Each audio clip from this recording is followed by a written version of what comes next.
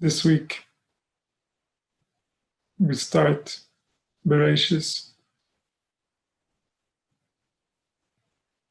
in the beginning. The beginning of what?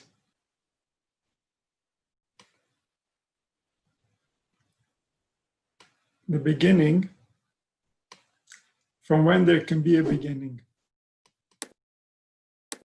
What does it mean? It means that there has to be speech before there can be a beginning.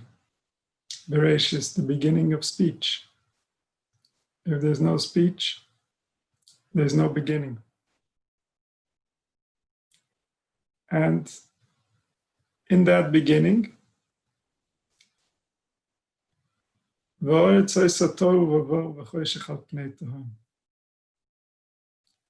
was devastation. There was darkness. There was an incomprehensible experience.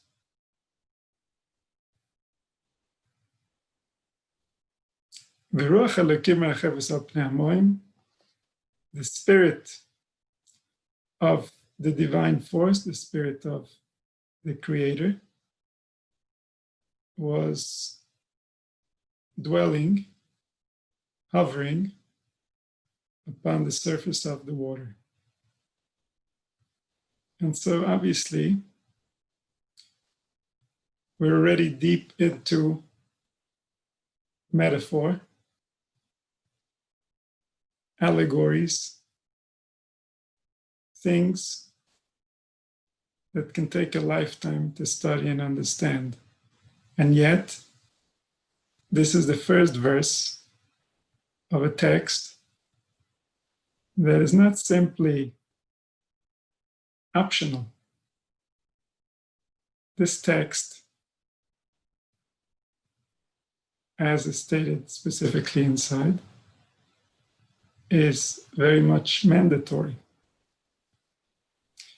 And so we see already from the first verse that whoever is giving us this text expects of us on a whole different level than what we are ready to give. We don't understand language, we don't understand life in the way that whoever it was that gave us that gift, that gave us this text, expected of us.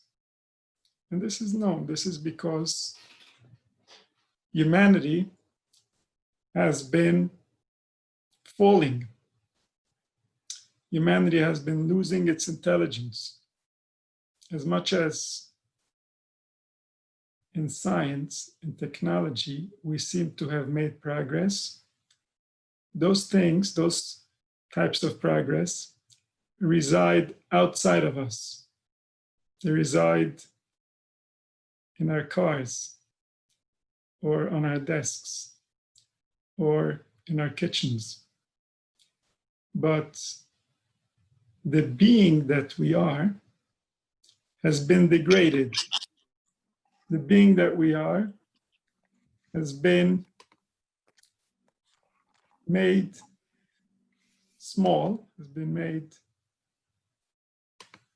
to feel like it's here to service something else, it's here to serve some other purpose, and it doesn't realize that it's actually running in circles. Nobody is being served by the suffering that humanity is going through. The difficulty in the economy doesn't help anyone. It doesn't make anyone better off. It just makes life hard.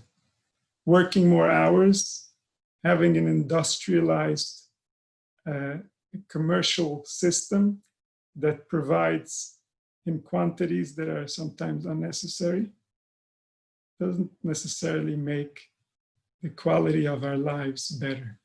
In fact, if we look at the state of our mental health, the state of our ability to cope with life and with the tragedies that unfortunately might be part of life, we notice that as humanity has aged, we haven't aged well. Today, we have maybe the safest of existence, relatively, if we look at history. But the level of anxiety, the level of fear from even minor things, things that previous generations handled day in and day out. And we can't. So if we have air conditioning, now it means we must have air conditioning, and we have about 3 degrees where we're comfortable. And if anything goes above or below those 3 degrees, then we're going to have problems. And sometimes people sharing space have different 3 degrees and they can't meet. So in ancient times, people had tens, probably, of degrees, at least Fahrenheit, that they could comfortably live in because they just had to. That's just how nature treated them, and they were somehow able to enjoy their lives and delve into the meaning of life much more than people today with all the luxuries and the comforts. So the quality of life has been degraded. And it started degrading when we started speaking. The opposite of what should have happened. If we speak, we should have a rich experience, one would think. The more we speak, the more we read, the more we understand, the more our brain is developed to appreciate the finer things of life. So how come as humanity speaks, they lose the quality of life? That's because of the heart. So the brain is getting developed, but humanity is using that brain, humanity is using that wisdom to control each other, to try to control the environment, to control nature. Humanity took speech on a warpath with reality. And this is still happening. This hasn't changed. And it's upon us to figure out how to take back the destiny of humanity from the speech that has caused humanity to control each other, to put fear within each other, to intimidate each other in order to coexist. And this wasn't a straight descent. There were various ups and downs of different generations who understood more closely the values of wisdom, the values of respecting and dignifying the human spirit. And some were in the extreme opposite direction. Some thought that it was acceptable to inflict suffering upon humanity because they were chosen by someone or the other to teach humanity a lesson of some sort. So this type of behavior obviously brings calamity, brings thought patterns within the human brain that cause further suffering, that cause a continuance of using speech to control, using speech to dominate others, using speech to give instructions. And of course, everybody must listen, even if it's not based on anything real, even if it's not natural, even if it's not right sometimes. So this humanity brought upon themselves, and this was already included in the beginning, because Chazal teach us that when the pasuk says, it's talking about the 4 exiles, the 4 different versions of culture, the 4 different versions of speech, of using speech upon the human species, upon the human brain, and 4 different results. These results are sometimes also correlated to animal behaviors, or animal natures. Different animals have different nature, and these ways of using speech bring out from within the human spirit its animal instincts, so to speak. So different ways of using speech will cause the human to behave as different kinds of animals. And so these 4 are represented by the 4 words. Tohu, vavohu, v'choshech al pnei tam. Tohu means chaos. So that's the first galus. That represents Bavel, the Kasdim, the Phoenicians. They were very highly trained magicians. They were very wise. But their goal wasn't kind. Their goal was that they wanted control because they felt they have the power, not because it's necessarily best for those who serve them to actually follow what they request. And so this is called chaos, because a child grows up in such an environment, that child won't be able to make any sense of what's happening, because there is no sense, because there's just some powerful man at the top, and that's the way he liked it. He didn't even think what it's going to mean for that child to experience this reality. So how can the child possibly make sense of anything? So that's why it's called Tohu, chaos. And when there's chaos, there will be evil spirits, because evil spirits come from the frustration of the child, the frustration of the spirit against all these laws, rules, obstructions, and obstacles in life that make no sense and have no purpose. They serve some agenda. They have no real meaning.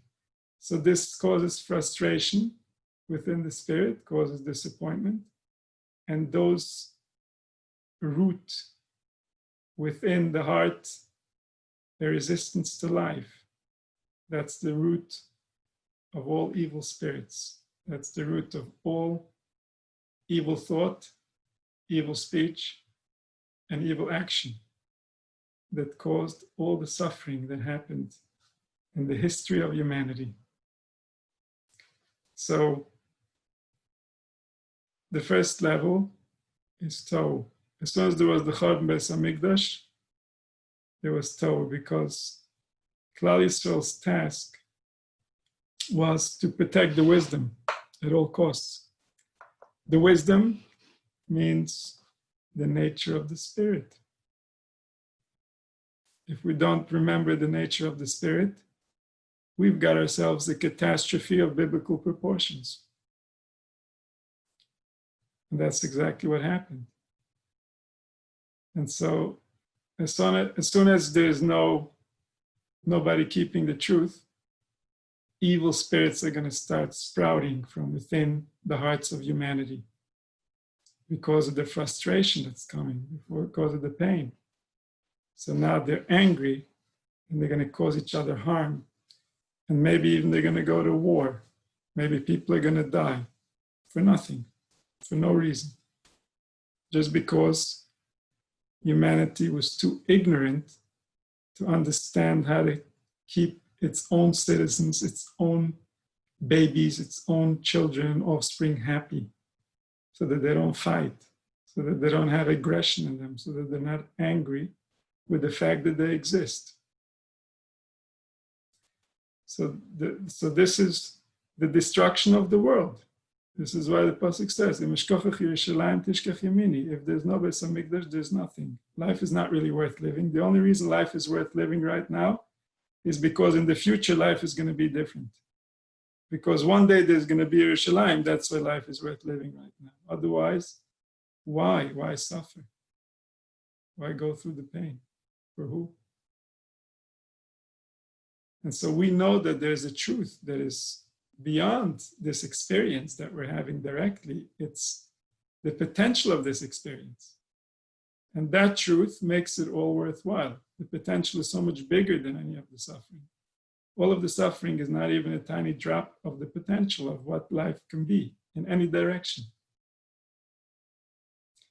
So there's no consolation for this catastrophe. Nothing in the world, there's nothing you can give anyone that's going to return to him what we lost when the Phoenician wisdom was adhered to with more discipline, with more reverence than Klal Yisrael was adhering to the truth, to the belief in the one united source that creates all. And then Vavo, in the time of Paras, the Persians, Zoroaster, so they separated the evil spirits to come from the bad mind. There's the good mind and the bad mind. They started separating the kingdom of the divine forces between the two different powers, the good and the evil. This eventually created a concept of a devil that became very powerful and is still running the world.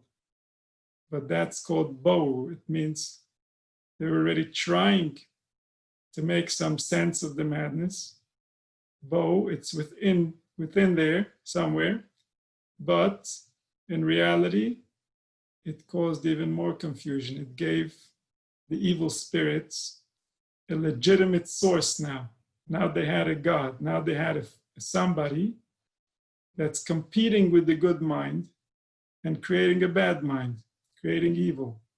So it gave evil legitimacy now. First, the evil took a foot in the door when the Chaldeans destroyed the Beis Hamikdash, and now the evil already has an entire kingdom in heaven. And that's the Persian Zoroastrianism, which was very powerful. It took over the entire region, and it built a kingdom, as we see by Achashverosh, 127 countries. So basically, the entire neighborhood was covered. How can you cover such a big area? Because you have a philosophy, you have a belief, you have a spiritual power that's motivating the spirits, that's creating energy within the spirits. And with that force, you can take over the globe. And so whoever had the most dedication, whoever had the deepest wisdom, and it was adhered to until the spirits were motivated by it, they would be able to take over the entire country. People would change their beliefs. People would change their loyalties. People would fight to the death if they believed appropriately.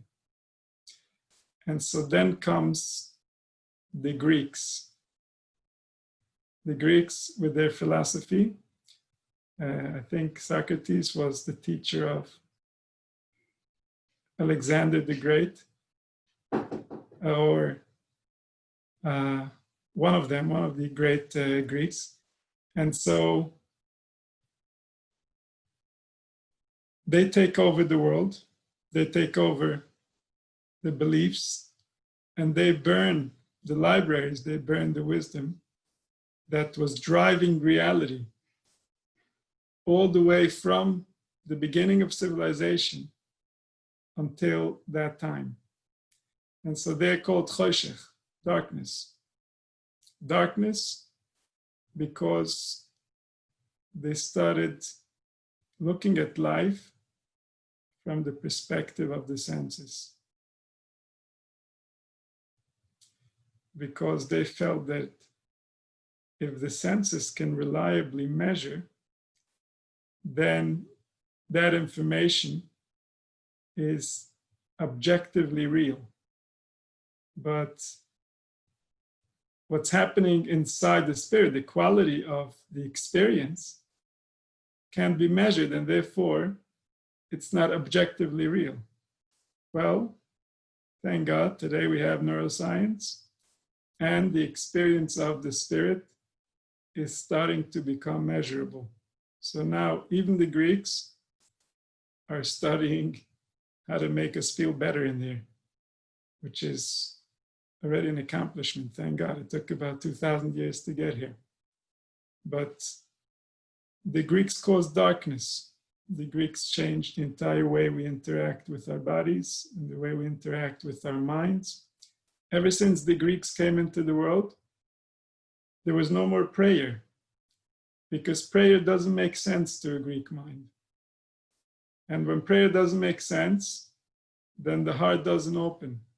And when the heart doesn't open, there's no prayer. And this is why we've been in exile for so long, is because there's nobody that can wake up the right intelligence to come and save us. Because in ancient times, there were people who understood life enough that they were compassionate towards life. And when a calamity came, they would know how to open their hearts, how to feel emotionally the burden upon the collective human spirit.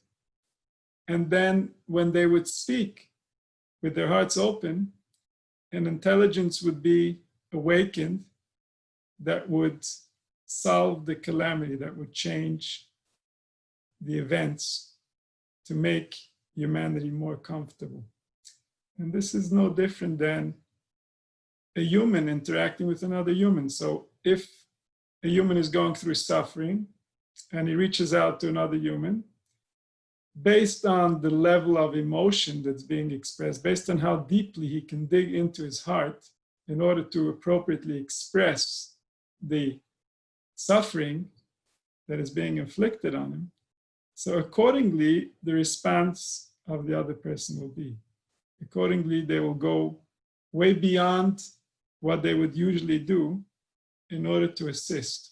And so this is the nature of life. This is the nature of the individual. This is the nature of the collective. Everything within the individual was created as a sample, so we know how to behave with the collective.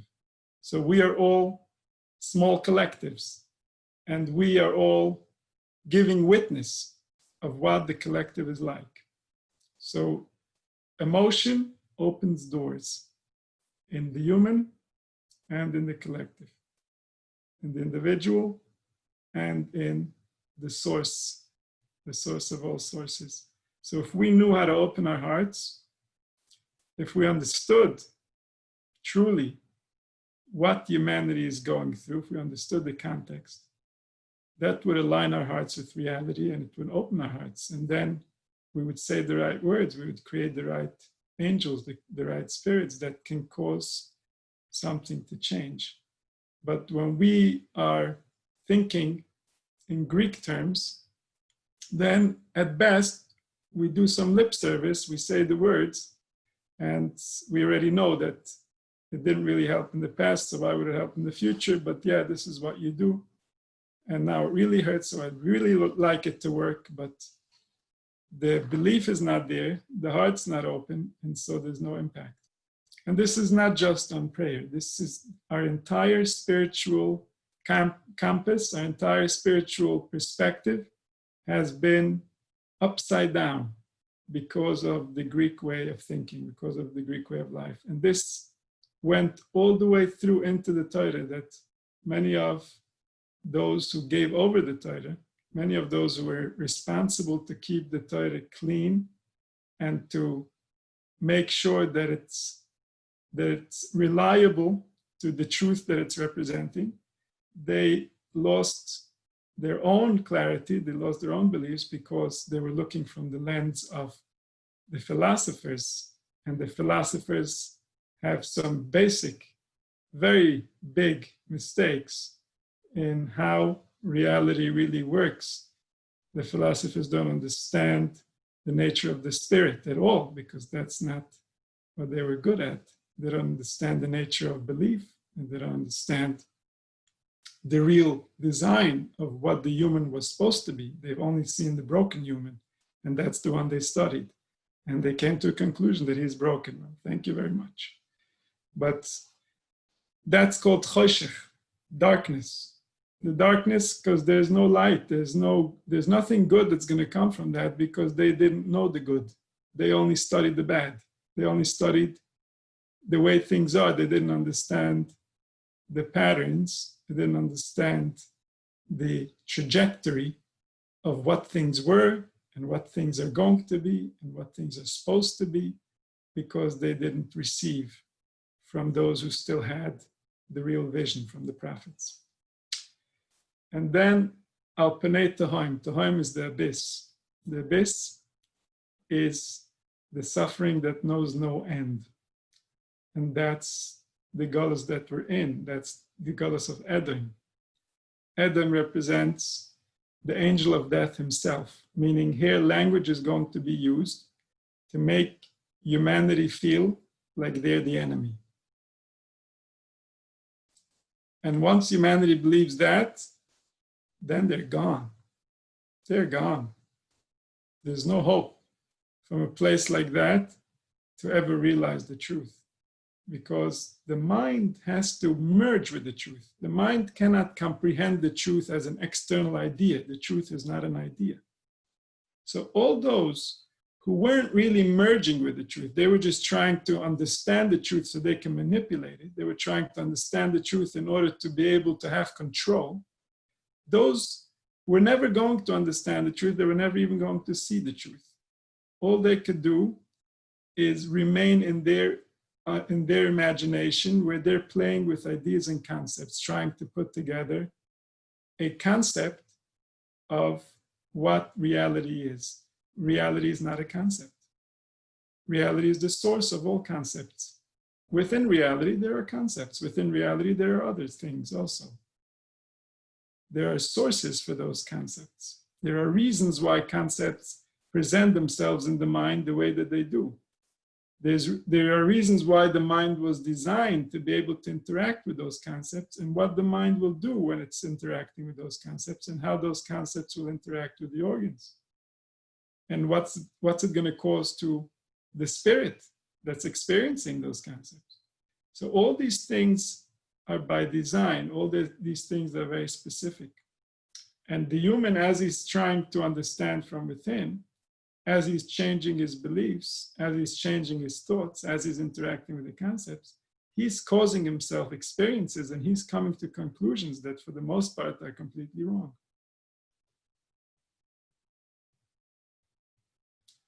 So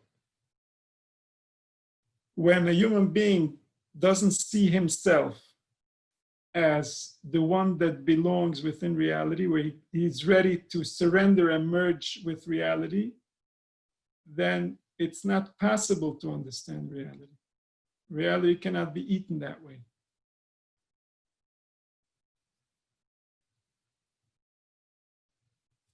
And this is why Edom, Christianity, represents the angel of death.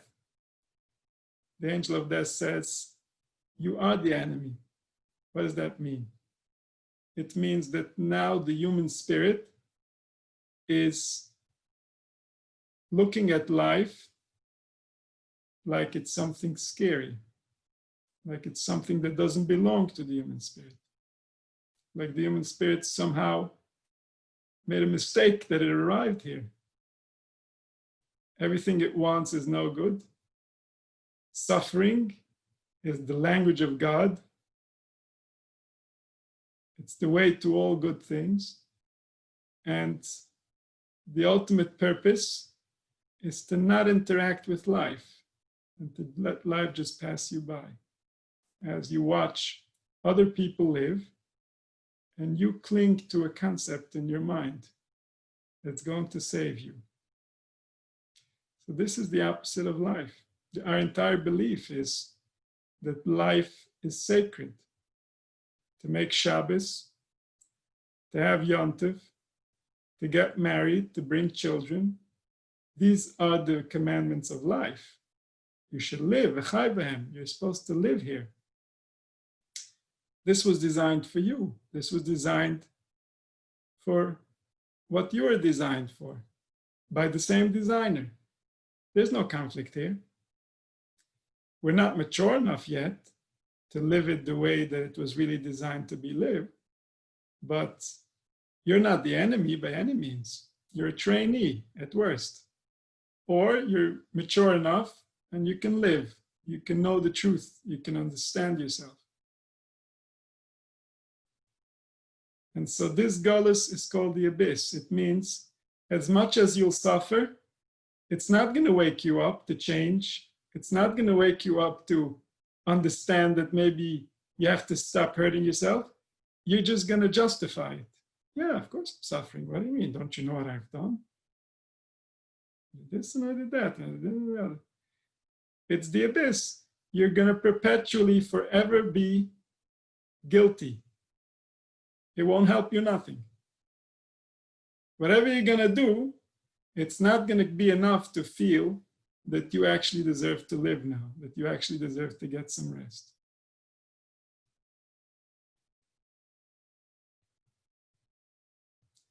And so we went from a time where Klal Yisrael is the owners of the planet. Sahara Bashlemi, so the moon was full, meaning that life on this planet was meaningful. Wisdom reigned supreme. The quality of the experience was perfection itself. And then comes chaos, comes a kingdom for evil, comes secularization to run away from that evil, comes, oh no, the evil is here and you're it.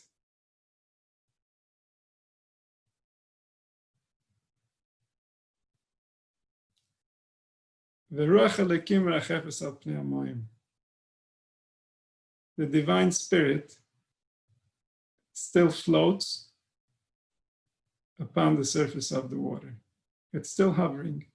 It's still here. It's like Moshe Rabbeinu sees that there's a thorn and it's burning, and the thorn is not getting burned. And so the Sfarim say HaKadosh Baruch Hu was giving him a message.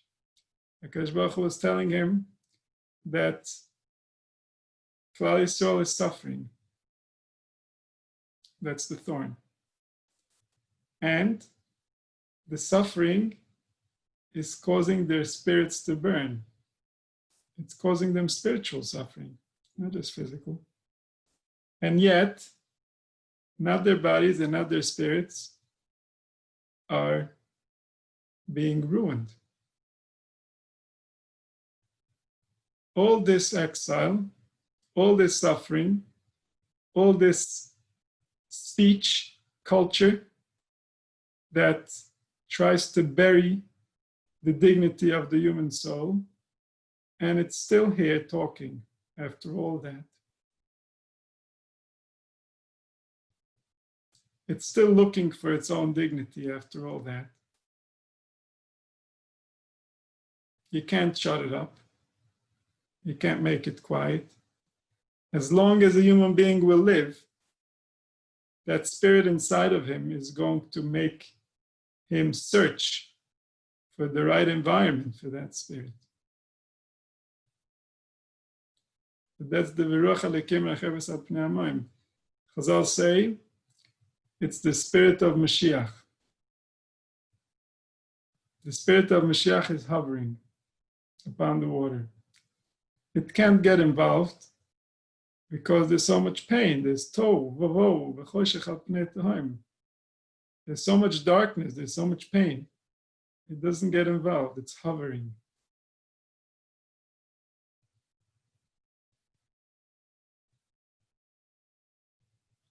And so we see that right in the beginning, HaKadosh Baruch Hu already knew everything that's coming.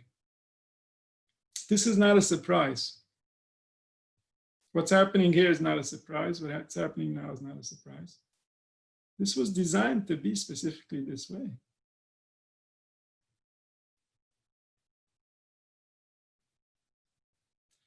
And this is why we always count the night before the day to remember this, that this is the nature of life. The darkness comes before the light.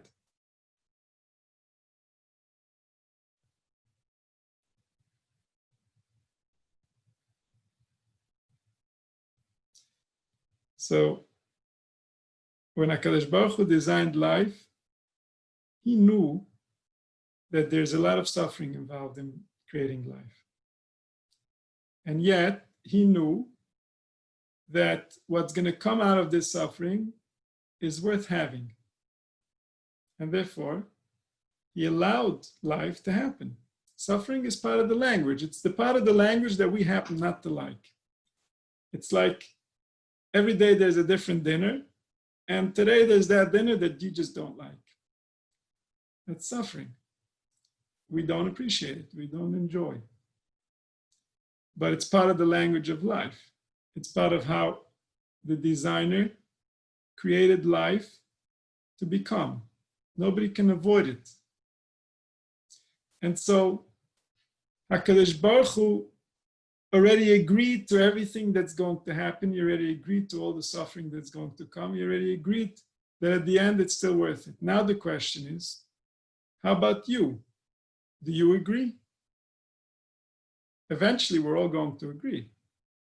But the sooner we agree, the sooner we go over to his page, where we look at life from a perspective of acceptance, where we see that what's happening to us is really supposed to happen to us, and we don't argue with it.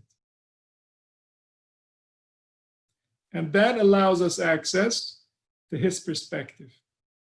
This is what the pasuk says. Ki kvar rotze lekim es ma'asecha. Shlomo HaMelech, he says, Lech echol b'simchas lachmecha, go eat with happiness your bread. Ki kvar rotze lekim es ma'asecha, because HaKadosh Baruch Hu already desired your actions. And so I'm asked, what do you mean? Go be happy because he desired your actions? How do you know? Is there anybody that's received confirmation from beyond that his actions have been in accordance with what they're supposed to? We know that even very big people are always concerned that maybe they're going to find out that some of their beliefs were wrong, and therefore they invested their energy a little bit in the wrong way. So how can somebody come with such certainty? Go be happy, eat your bread, because he already desired? The answer is, this is a state of mind. For all of us, HaKadosh Baruch Hu already saw our lives. He already saw what we're going to go through, and he desired it. And the proof is that we're here. If he didn't desire it, we wouldn't be here. The question is, are we ready to go there? Are we ready to forgive all the suffering that we're going to have to go through in order to figure out the joy, in order to find the real way, in order to recognize what we're doing that's causing that suffering, what we're telling ourselves that's causing us to not live in accordance with our own nature, with the true principles by which we were designed. So that's upon us to accept. This is on an individual level, and this is on a collective level. All the exiles, all the suffering has already been predetermined. It was already written before a human being was even created for the first time. So before you have the human, you have his exiles. Before you have the individual, you have their suffering. Before you have the entire trajectory of your life, you have the end result that's going to justify all of that. That's going to explain to your spirit why these things needed to happen the way that they happened.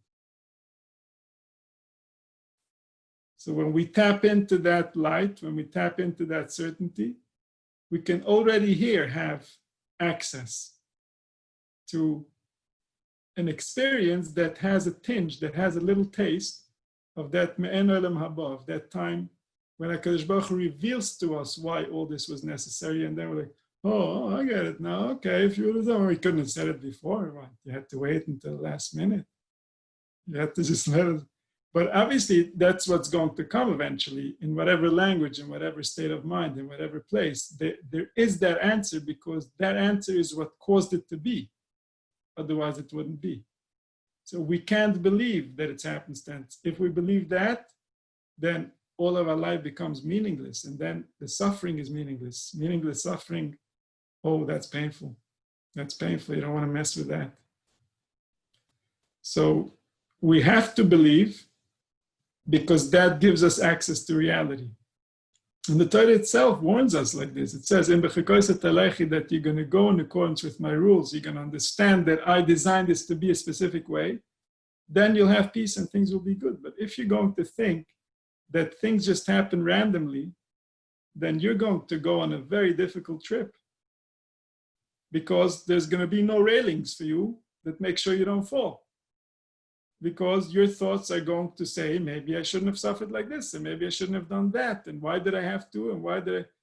That's hell. That's suffering.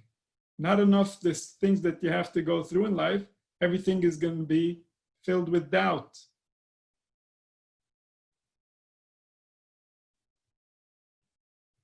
So HaKadosh Baruch Hu already foresaw, and HaKadosh Baruch Hu already gave his permission.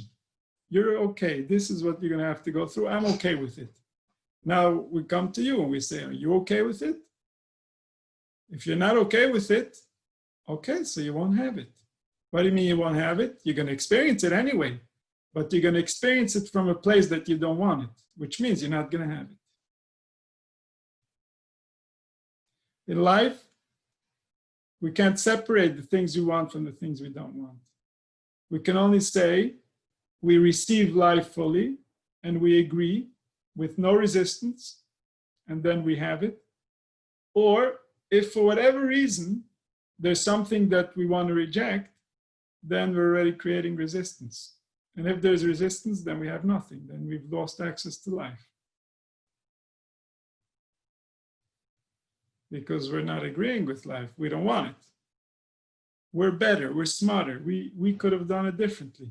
Only that version we want. That version doesn't exist. So when we start the new Torah, we start the new cycle, Bereshis Bar Elokim. It means for us that we recognize this statement here and now.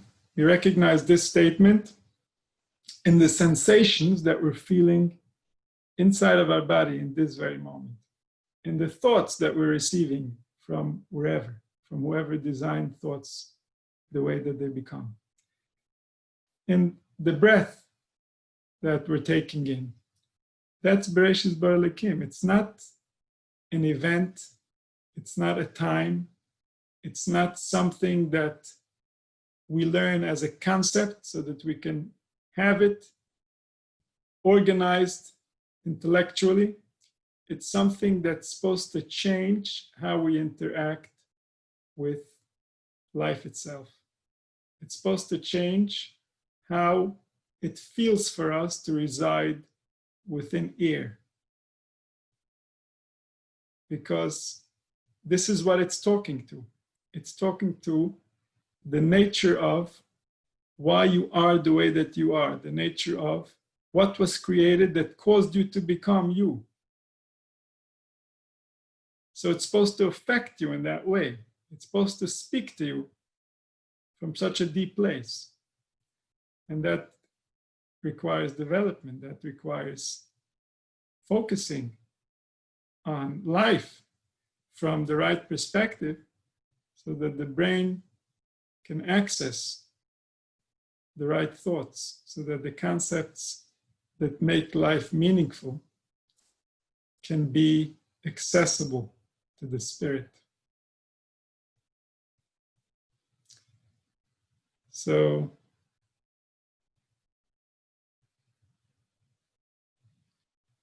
Bereshis, in the beginning, that beginning is still happening. That beginning is still not over. Because, yes, man learned how to speak. But no, man doesn't know how to speak. Not at all.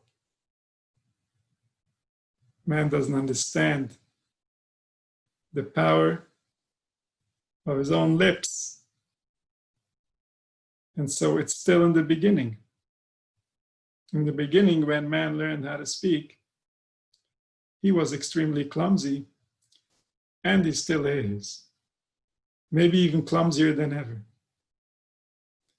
But because he's so clumsy, he's tripping all over himself, and that's going to cause him to pay closer attention, hopefully. And then maybe he'll understand the power that he has. Maybe he'll know how to use it better. Maybe, just maybe, life can go from being a difficult experience, a challenge, to being a reward, to being felt and experienced as the gift that it is.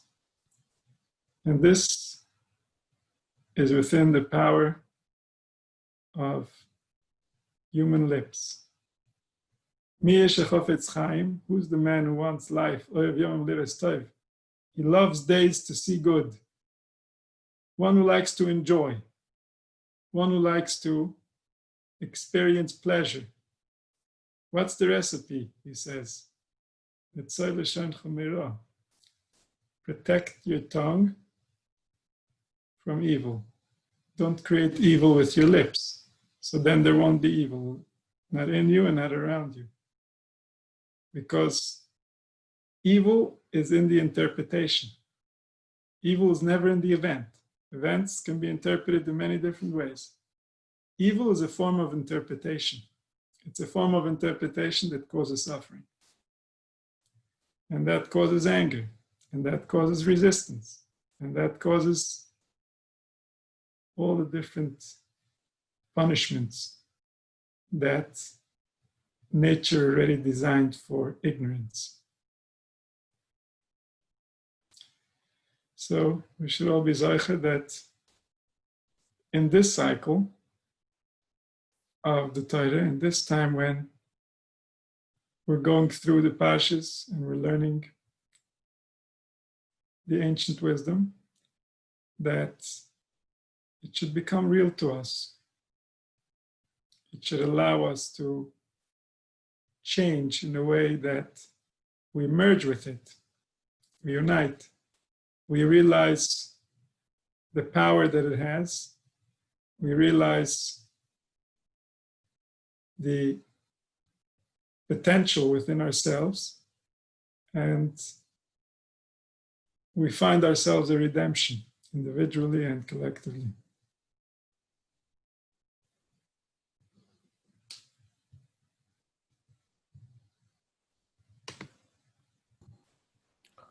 Amen. All right.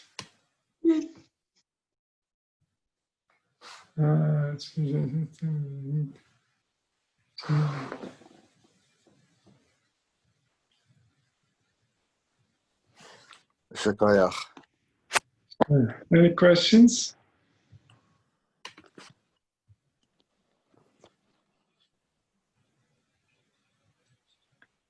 Do you mind going over? I mean, I know the whole thing was based on speech used improperly. Do you have? Could you, in a shorter time, just recap the beginning of the Tohu? I feel like I missed how speech was corrupted in Tohu. Tohu means chaos. So the Phoenicians, the Bavliim, they also represent the Tower of Babel. So over there by the Tower of Babel, it says Abraham was thrown into the Ur Kasdim. right? And that is the fire of the Phoenicians, the fire of the magicians in Mesopotamia that were trying to incorporate into the human spirit an artificial programming that's called civilization. So they put humanity to good use. Nimrod basically made himself into a leader, and he was the first king, basically, by force. Before that, there were families, there were tribal leaders. People would serve the patriarchs of the family. Nimrod made himself into a god. He wanted to be worshipped. And that meant that he was going to make the rules, and everybody was going to follow. And that's the beginning of civilization. Humanity wasn't wise enough to understand the damage that's going to happen to their grandchildren if they accept this premise. Nimrod was called a Giber Tzayid. He would be able to convince people to do things, even though it wasn't in their best interest, and it wasn't even anything close to being in their interest at all. And yet he had the capacity through his speech to convince them that that's exactly what they want to do. And this became the cultures that later competed who is going to be in charge of the world, who's going to outdo the other ones. So there's a big competition between the nations. That's still happening. It's still not over. We're still experiencing this competition. And many times these competitions cost lives, but they always cause tension, they cause anger, they cause suffering and strife. And these Chaldeans, they taught Nebuchadnezzar how to create a power base that became the Babylonian kingdom, and that kingdom invaded Jerusalem and destroyed the temple. And that brought about chaos. Chaos in the collective spirit. No more does humanity understand its own nature. Now the nature of humanity is being used in order to control it, in order to use it as if we're here to produce for someone or for somebody. What is your production? A human doesn't produce in this sense. A human was meant to study wisdom. His production comes through his lips. That's the only production we were meant to produce. Things are produced by the earth. And when humanity lost that connection, then it became a race of exploitation. And that exploitation has been increased in an enormous amount over the centuries as people became more and more indoctrinated into the thinking that man is supposed to produce. This is natural for him. So less and less was he living, more and more was he producing, until production became the norm. And living, who even knows how to live? What would you do when you live? If you're not working, like, there's nothing to do even. You're with who? Everybody's busy. So there's no life, there's no living. Everything we do around production. We do this, we do that, after work, before before a meeting, but there's no real life. We don't even know how to live life. There's no kings, there are no families that have different wisdoms passed on from previous generations about how to live or what life means or how to use the body or how to access the spirit. All this is gone. Humanity became a robotic workforce. You get trained for 20 years, and then for the next 20 years, you try to fit into society, and then you have another 20 years to realize that it's not working, and then you can retire. But it's not designed for anyone. So that's how speech got corrupted, that it got used more and more to exploit humanity and less to give them the power that they deserve. You know, they're fancy monkeys. They even know how to speak. So they should be having more fun than monkeys. That should be the minimum. They should be more involved in life, more understanding of life than the monkeys. And that's not the case, unfortunately. A human life makes a lot less sense than a monkey's life at this point. The human just runs around his tail and he doesn't even notice. So it's painful to watch, and it shouldn't be this way.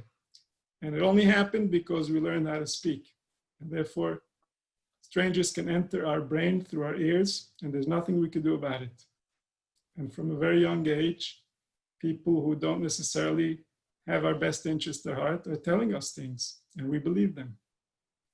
And then we live our lives based on that information. It's a very serious ordeal. There's a reason why Judaism, the wisdom, was guarded so strongly and was kept alive, even though every generation, different people were trying to eliminate this wisdom from the planet.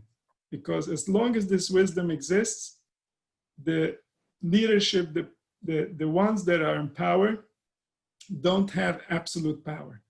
Because the human being, the human spirit still has the dignity that it belongs to a creator, it belongs to someone else, that there's a higher power that it has to conform with. If that gets lost, then there's nothing that the human being has to look up to. The human being is falling before the leadership, and it has nothing to hold on to that would tell it that there's something wrong with that it shouldn't be that way, that you should look for something more, that you deserve something more, that you deserve something different. It wouldn't know. And this is why every single one of them, from the Phoenicians, Persians, the Greeks, they all tried to exterminate the Jews. And then the Christians, they all tried to exterminate the Jews so that this message doesn't survive, so that their power, their control can be absolute. And our job is to remind the world of the other side, to remind the world of the real truth, that the Creator is not evil, the Creator is not cruel. Humanity has been cruel, and this is why we're suffering. We created evil spirits that mess with nature, they mess with our minds, they mess with our emotions, and they cause us to suffer from all kinds of different directions that we can't even imagine. And they cause us not to be able to become our full potential. And so we don't have the comfort of even knowing who we are in the first place. We don't have even the comfort to know that what we're receiving is not what was meant to be received, that there's something else. So only the Torah tells us this. Only the Torah kept the communication with the ancient world alive in a way where if somebody dedicates themselves, they can make some sense of it. Every other source of information has been burnt or somehow exterminated and annihilated by the various different entities throughout history to make sure that we don't know about what it meant to be a human a few thousand years ago. Because if we knew, we wouldn't want to be a human of today. Nobody would want to be a human of today if they could feel for one moment what it was like to be a human a few thousand years ago. So there are many, many people who made it their business to exterminate and annihilate any information that gives you an accurate account of what was happening on this planet not that long ago. And until this day, there are certain entities, there are certain institutions that have information, and they're holding it secret. They're holding it because it doesn't suit their agenda. It's not in their best interest. It's very good for humanity, but it's not in their individual best interest or in the institution that they represent. And so all these things are going to get straightened out eventually. There's somebody that's keeping score. Everything is where it's supposed to be, and eventually it will play out. Because we've already been foretold. We know it's coming. About the angel of death and the name, can you repeat the Hebrew name and just explain a little bit more? Adam represents the angel of death. The angel of death means the part in the human that doesn't want the human to succeed, doesn't want the human to have what it deserves. It doesn't think that the human is all that great. So it's that part of us that's always, it's like a buzzkill. It always has something wrong to say, something negative. You know, finally something good is happening to you and you're so excited, and it's one saying, maybe it's not really such a big deal. Or when everything horrible is happening and it's like, yeah, well, of course this is what's happening. Don't you know that Murphy's Law and life is all this stuff. So who's saying this? That's not coming from somewhere that wants to make you close to reality. It's not trying to reconcile between you and your creator. It's somebody that's trying to separate the relationship. And that really, the source of that is anger, a form of anger, a form of frustration. And from that frustration, you've suffered so many times that now that you're suffering, out of anger, you say, of course I always suffer, understand? So that's being angry while you're always suffering. So this type of approach to life was represented by Esau, by Edom. And then Amalek, his grandson, also has this power very strongly, that he'll always find the negative. Like we see, Klal Yisrael was leaving Mitzrayim. They had all these miracles. They're leaving Egypt, they're crossing the sea. And then, Vayove Amalek Lelochem B'Yisrael, they're the ones who step up and they say, well, we know we might not win the fight, but at least let's show everybody that you're still fightable. Understand? So it's that is called the Mekatrig. That is the angel of Edom. And Edom eventually is what turned into Christianity. Christianity is the belief that suffering is what is desired by the Creator. Human suffering is what he's looking for. And there is a truth to this. It's not based completely on a lie. This is why it made itself so big, because it was taking some concepts, some ideas, that there is the Midas Adin, there is one aspect, there's one attribute of what was created that does make sure that if people violate reality, that there is retribution, that there is suffering that goes in return. But they made this the entire center of the belief. This is supposed to be the protection to the belief. This is supposed to be what's called the klipa. This is the peel. It makes sure that the fruit stays whole, stays safe, that nobody can violate it. If somebody will violate it, there will be repercussions, there will be suffering. So they take this side of the divine, that is sort of the tough side, the side that we try to shy away from, and they make that the center of the meal. This is it. This is what he is. You want closeness to God? Well, he loves suffering. No, come and suffer. So this is why it's called the angel of death, because now every time you want to live, he comes into your mind and says, no, God doesn't want you to live. Why are you living? Why are you enjoying? Why are you having pleasure? Why? Everything it's taking away. He's taking away life. He's taking away desire. And this affected humanity in a very big way. The reason that there were such strong, powerful nations before Christianity that were very developed culturally, is because they had a much bigger zest for life. They had a much bigger desire for life. So this belief, this way of looking at life, makes humanity weak. It makes the desire of the spirit weak. So this is also part of the plan. There's a reason why humanity is being weakened. There's a reason why we went through the Inquisition and all these different things that really, really weakened the will to live. It weakened our spirit because we were not in the right way and we had to be trained. And when we're very strong, it's very hard to train us. We have a very strong will. So now we're much weaker, much more willing to listen, much more willing to change. So everything has its purpose, so to speak, like we said. It's all part of the design. But still, the angel of death is the enemy of mankind, so to speak. What we don't want, he wants. This is what he brought upon us. So we should merit to go out from under his control. He's right now considered to be in charge of the world. This is why even on Yom Kippur, we had to give a soilaz, we had to give a goat to the evil side, because this angel has power over our planet. Why does this angel have power over our planet? Because we give it to him. Because humanity is angry. When humanity is angry, this angel's in charge. When this angel is in charge, we have to include suffering. This is why we break the cup by the chuppah, so that we don't have complete happiness. We don't want to have complete happiness, because as long as the angel of death is in charge, if we have complete happiness, it's like we're inviting him to start messing with us. And we don't want them to mess with us. Let them find the angry people, let them deal with them. The ones that don't want life to succeed. So the evil should turn on itself, and all the righteous and all the kind should be saved. Man's directive to work the land means what? It's not about producing, it's about recognizing the source always in all our creative ways. Yeah, Thank you.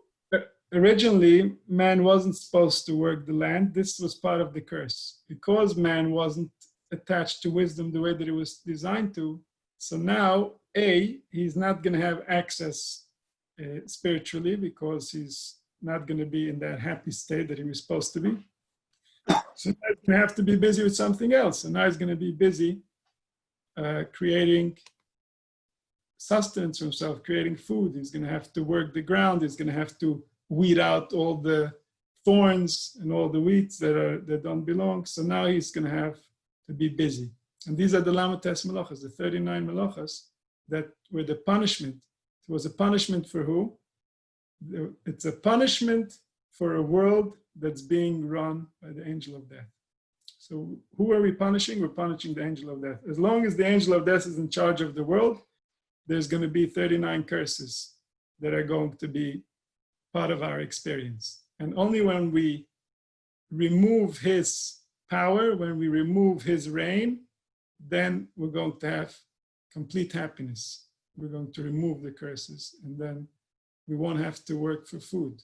Food is going to grow, ready to eat, with plenty of sustenance, so that we can be busy with more important things. Thanks for joining, everyone.